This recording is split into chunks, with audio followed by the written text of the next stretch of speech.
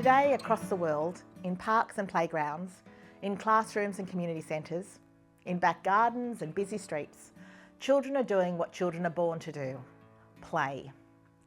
The International Play Association exists to protect, preserve and promote that right. We've done so for over 60 years, building a global movement that spans nearly 50 countries, rooted in one simple, powerful conviction that play is not a privilege, it's a fundamental human right, belonging to every child, everywhere. And we've never believed that more strongly than we do today. Play belongs everywhere, because the right to play is not confined to one place or one moment. It belongs across every part of a child's life. In schools, play is not the break between learning, play is learning. It builds curiosity, resilience, creativity and connection.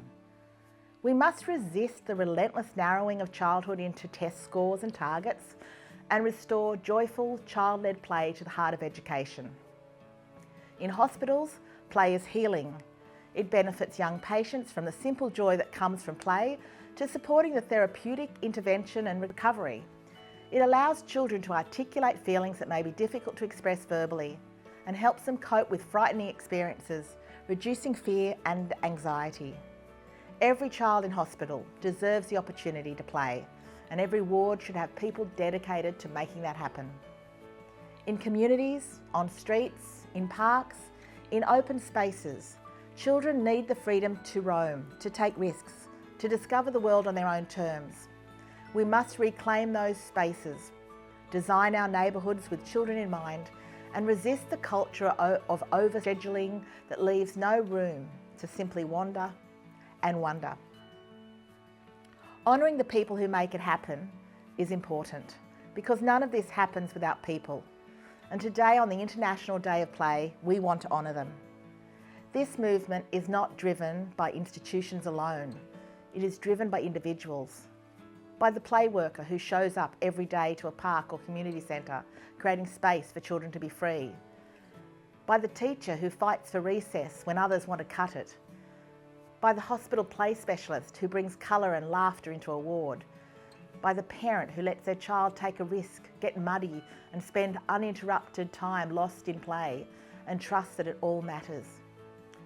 The advocacy and influence of those working at regional and local level contributes to growing play, creating a real play presence across communities, regions and councils.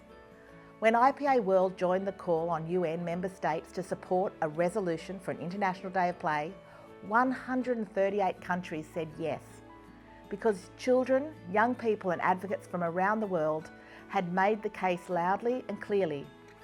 Play cannot wait. That is grassroots power. That is what this movement looks like. And to every one of those people, we see you, we honour you, and we need you more than ever. Because as we commemorate the International Day of Play, there is a crisis that we cannot look away from. The truth is, as we celebrate today, we must also bear witness. 1 in 5 children across the world are growing up in conflict zones, paying the price for conflicts they did nothing to create. In Gaza, in Lebanon, in Ukraine, in Sudan, in Yemen, and in so many places that never make the headlines. Children are living without safety, without stability, and without the freedom to simply be children. Schools have closed. Children are being kept inside, unable to go out to play. Families are struggling to access basic services. Safe spaces to run, to imagine, to laugh have all been taken away. And when children in crisis lack everyday opportunities to play, weakened development, loss of trust and loss of control steadily multiply. Play in situations of conflict and disaster has a profound therapeutic and developmental role. This International Day of Play carries special weight because of this reality. We cannot celebrate the joy of play without also standing up for the children from whom that joy has been stolen. So the International Play Association makes this call clearly and without hesitation. The right of play must be protected in war zones. It must be embedded in humanitarian responses. It must be defended with the same urgency as food, water and shelter, because for a child's mind and spirit, Play is survival. If Article 31 is not taken seriously as a right, it will not be used seriously. Article 31 is about all children everywhere in all situations.